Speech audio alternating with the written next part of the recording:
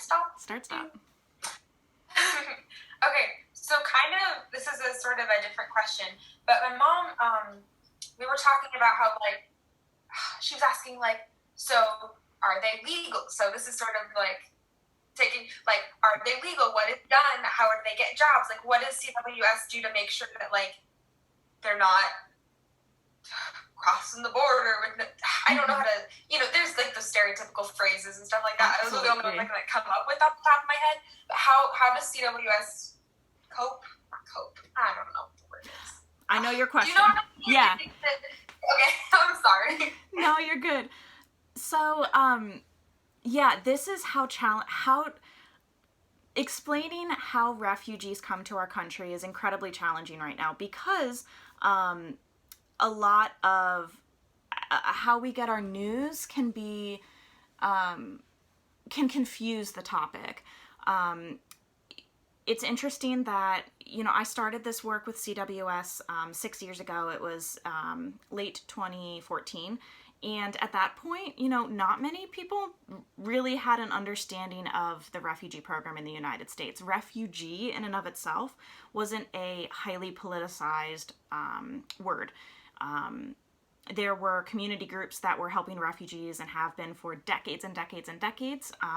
But the long and short of it was that the wider community really, it wasn't as hot topic of an issue as it is today.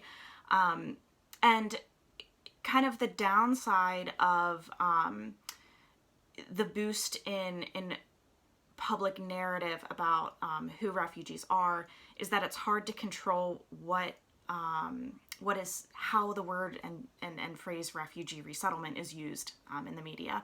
And the facts go that, if you are a refugee in the world today, if you are a registered refugee, you're entering into the United Nations High Commissioner of Refugees programming, and the United States has systems in place.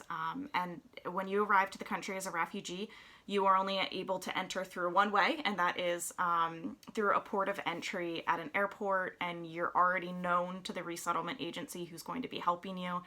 We know, everybody's names and where they went to school, if they went to school, and, a little bit about the family so that we can start setting up the home for them when they arrive. Every refugee arrives legal and ready to work right away. We help the individuals apply for their green card after their first year in the country, and 5 years after a refugee has arrived, they're allowed to apply for citizenship, which we will also help do, study and prep and do the paperwork to get ready for that test. But yeah, refugees arrive completely legal.